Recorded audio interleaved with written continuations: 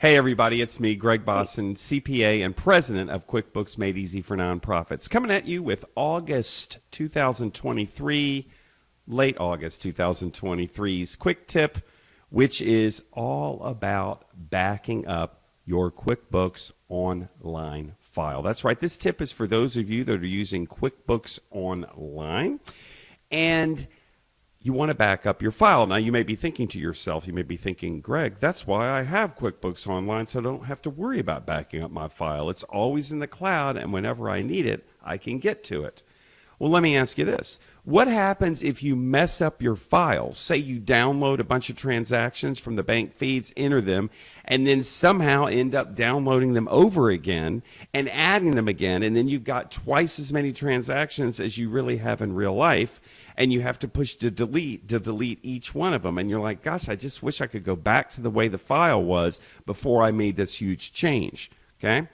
Wish you could do that. Well, one would think that you could simply call Intuit and say, well, I understand you're backing up my file, and so can I just get an old backup? No, you cannot, all right? If you want to literally have the ability to get back to older versions of your QuickBooks file before you say screwed everything up, then you will need to turn on a backup feature. All right. This backup feature is only available for those of you that have QuickBooks Online Advanced.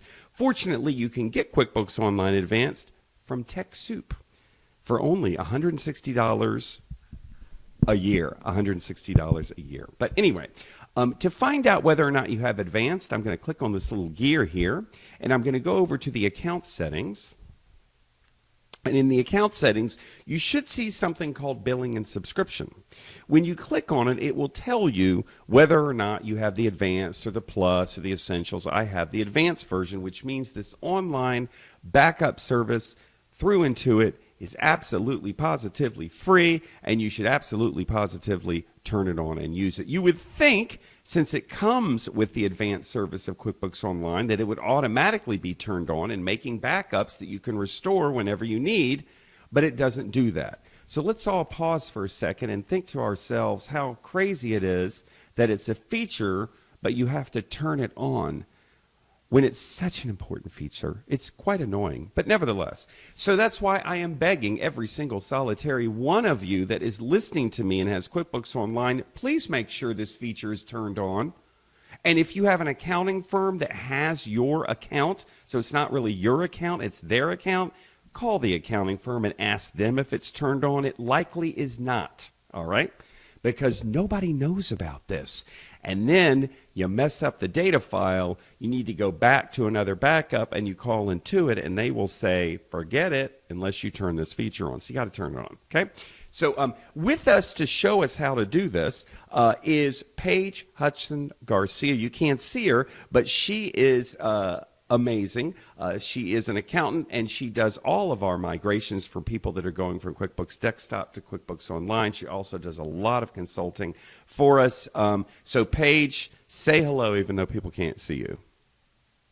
Hello, everybody. All right. So Paige knows more about this thing than pretty much everybody, so she's going to walk me through how to do this. So I know to get to this backup feature, you can turn it so you can turn it on. You're going to click on this little gear right here, and then I'm going to go down to where it says Backup Company, okay? One more time. This should really just be turned on automatically, but it's not. Okay, enough of me complaining. So I'm going to click Backup Company, and then Paige, tell me what to do from here and what we're looking at. So from here, you guys will now notice that there's another area of Intuit's QuickBooks that is available to you now, and that is the Online Backup and Restore feature. It is going to ask you to sign in with Intuit, even though you're already signed into your data file. It will want you to sign in again because, again, this is a separate feature of Intuit. Once we've signed in, you'll notice that we don't really have any action items available. Now, sometimes when you start in your data file with the settings gear, backup company, we will bring you here. It may show you your company file in the list and backup started, but it's more common for it not to, and you'll see a screen that looks just like this. So just like Greg is indicating, you're going to want to go to the Add Company button. And Greg, if you'll click that for us, please. Sure. Now, you're only going to have to do this once. Once you get this set up, you'll never have to do it again. All right? So That's correct. Okay. I'll back up. I'll pick up the company file that I want to back up. You may only have one. We had more than one. I assume I click next. Right. And it's going to think about it for just a minute. And here what we see is the name of your company now available in the Online Backup and Restore feature. You see that Greg has created QuickBooks Made Easy for Nonprofits in the client list now, which is fantastic. There is a red icon that says it is not backed up yet. So even though we told it in the data file and we've added the company to the feature, it is still not turned on without us doing that. So if you'll notice right next to that icon, there's a Turn On Backup button right in front of us. And Greg, if you'll click that for us, please. All right. If you don't do this, you haven't backed up yet. All right. So what's happening now? So what's happening now is we can all see that QuickBooks automatically took us to a full backup type. It's the very top of our window here. It's currently at a status of 0, but there is a progress bar. Basically, the backup has started. There is a started date and time on the bottom left of our view, and it is just going to start doing its thing. Now, what I will tell everyone in my experience is it's not a smooth progress bar update. It might hang out for a minute with a pause, catch up to 22%. That's an arbitrary number, by the way, out of nowhere. Basically to say, depending on how large and how complex your file is, this could take quite some time.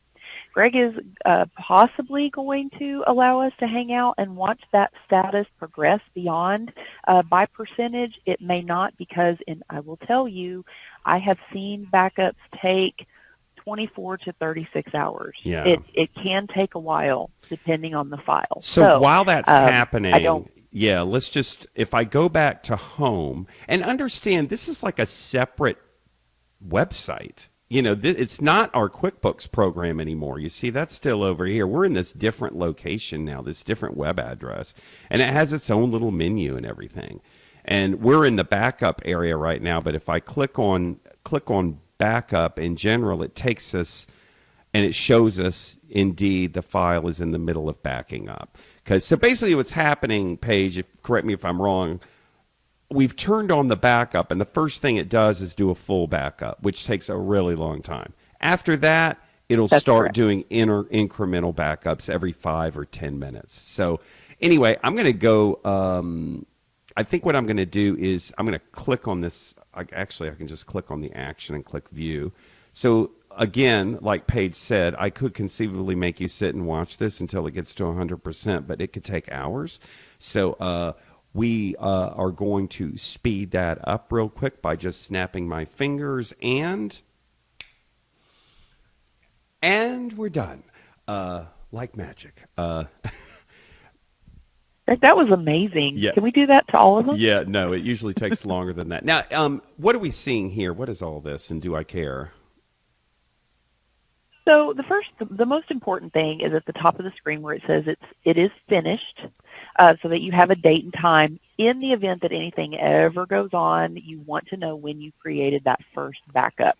Everything underneath it on the rest of the screen are just QuickBooks background metrics that talk about did anything have to be deleted or updated or unchanged or what have you. And the ultimate goal is for nothing to happen other than a bunch of updates. But to be honest, if you have a failed backup ever or you have problems with some of those data pieces, it's probably time to go beyond, just that interface and help get a professional. Now, conceivably, I'm done, right? I could simply push this X button, be out of this window, go back over here, and then I'll know that it was going to be backing up. It backs up every 5 to 10 minutes, provided that there was a change to the file.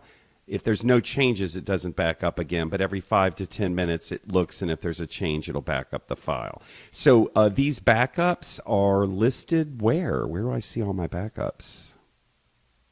If you go to, you can either go home on the left, or you can go to the backup piece of that menu. So how it'll show us that we have a backup here for only one company. We can go ahead and look at the backup menu. Why not?